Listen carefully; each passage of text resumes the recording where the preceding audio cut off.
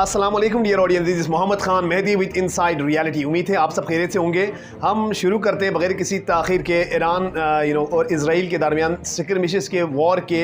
Iran के ऊपर embassy जैसे जो मुल्क का बिल्डिंग थे इसके ऊपर हमला किया, इज़राइल ने स्ट्राइक किया।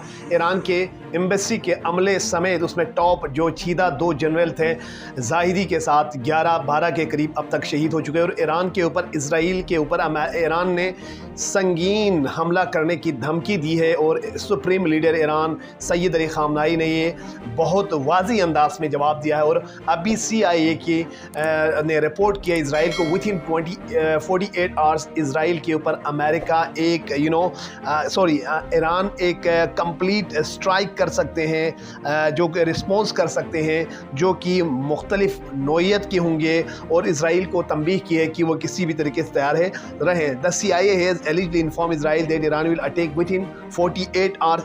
Iran is planning a combined attack with a swarm of drones and cruise missiles. Drone में ईरान अब पूरी अनब्रिडल पावर बन चुकी है रीजन में।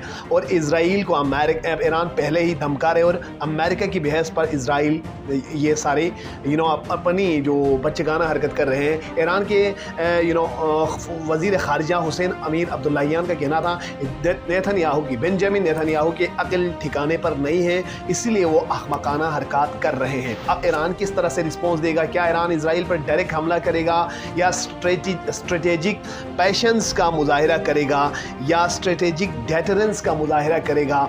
और ईरान अगर हमला करते हैं तो इज़राइल की रिस्पॉन्स क्या होगी? क्या ईरान और इज़राइल के माबेन अमेरिका की जो इज़राइल को जो असिस्टेंस हासिल करते हैं उसका ईरान सह पाएंगे, या ईरान न्यूक्लियर प्रोलिफरेशन करके न्यूक्लियर बॉम्ब बनाकर एक ऐलान करेंगे? ये रिस्पॉन्स देगा। अमेरिका के ख़िलाफ़ भी ईरान ने रिस्पॉन्स दिया है। ऐन उल असदैन बेस पर ईरान ने हमला किया और इसका रिस्पॉन्स दिया। अब ये बहुत ही इंटेंस मरहले में दाखिल हो चुका है जिसमें रीजनल पावर्स आपस में लड़ पड़े हैं, बिग जाइंट्स। तो इस हवाले से मैं डिटेल में आपको बताऊंगा कि इनसाइड स्टोरी क्या है। और नेतन्याहू के हवाले से भी उनके शहर के, उनके सिटी के अंदर, इज़राइल के अंदर प्रोटेस्ट हो रहे हैं और राइट विंग्स की जो पार्टी है वो नेतन्याहू को बचाने की कोशिश कर रहे हैं। जो अवाम है सड़कों पर निकल आए हुए हैं। और अमेरिका की जो एलायंस है और ईरान के एलायंस रशिया चाइना के साथ ये तमाम मिलकर आने वाले वक्तों में क्या कर सकते हैं।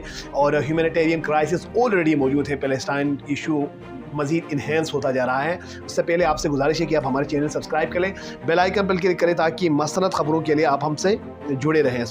हम स्टोरी की तरफ जाते हैं जिसमें ये मैं आपको सबसे पहले अल जज़ीरा पे ले जाऊंगा। Iran Khamenei promises Israel will be punish for Syria strike. Syria strike के लिए इज़राइल को पनिश दी जाएगी, उसे छूट नहीं दी जाएगी। और उन्होंने जो अहमकाना हरकत की है उसका हम सही वाज़ी अंदाज में जवाब देंगे। ईरान अपने ड्रोन कैपेसिटीज़ में अपने उरूज पर पहुँच चुकी है और वो सप्लाई कर रहे हैं रशिया को और जो रीजनल पावर्स को, रीजनल कंट्री से उन तक सप्लाई करे। और high ballistic missiles, cruise missiles और उनकी ड्रोन ऐसे सोफिस्टिकेशन पर पहुंचे हुए हैं जिन्होंने यूक्रेनियन जो राडार से, जो अमेरिका से मंगवाए गए थे, उनसे गुजरता हुआ उन्होंने वहां पर उनको बहुत नुकसान पहुंचाए। और अमेरिका जो सऊदी अरब के नजरान जो एयर बेस है, इसके अलावा आरामको की जो फैक्ट्रीज है उसमें अमेरिका ने anti patriotic ballistic missile system किए थे, डिफेंस सिस्टम, उनको छीद करते हुए होशियों को उन्होंने सप्लाई किया, उन पर जा गिरे हैं। तो इज़राइल के ऊपर ईरान किस नौयत का हमला करने वाला है? पूरी नज़र, दुनिया की नज़र इस चीज़ पर मरकूज है कि आने वाले 24 घंटे में मिडिल ईस्ट का जो सिचुएशन है, जो फ़ज़ा है, किस कदर मज़ीद कम्प्लेक्सिटी में दाखिल होगा।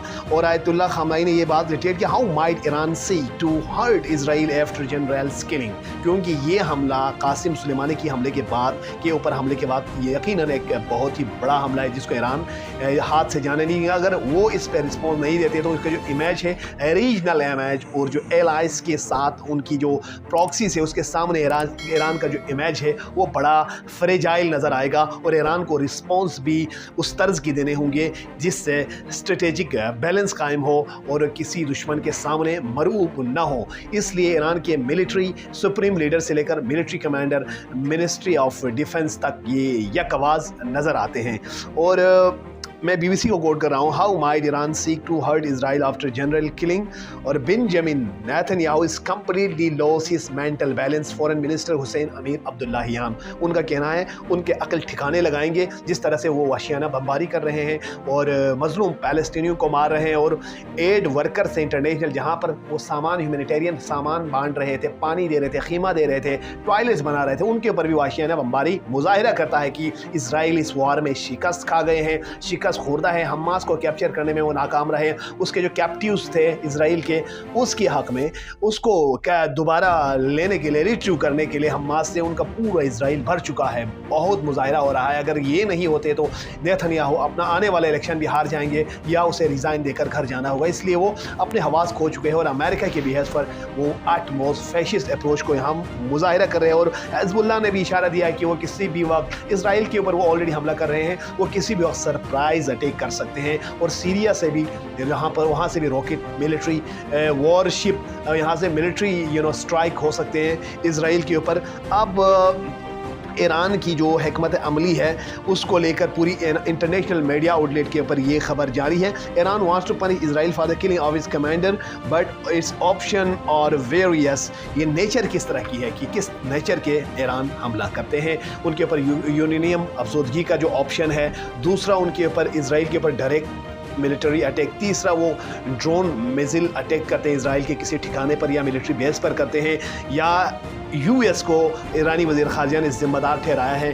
क्या फिर से किसी यूएस के बेस को निशाना बनाया जाएगा, और फिर अगर रिटेलिएट फिर इसराइल करते हैं तो ये वॉर काफ़ी एक्सपेंड होगा और ईरान और अमेरिका भी कॉन्फ्रेंटेशन में आ सकते हैं। और ईरान के एलाई से जिसमें रशिया है, चाइना है और रीजनल पावर है, साउथ अमेरिका में वेनेजुएला है, ये तमाम जो एलाइंस से वो मुतहरिक हो सकते हैं और प्रॉक्सीज अपने जो वॉर्स नेचर है उसको बढ़ा सकते हैं with drones, with arsenals, via route, sea route, land and air.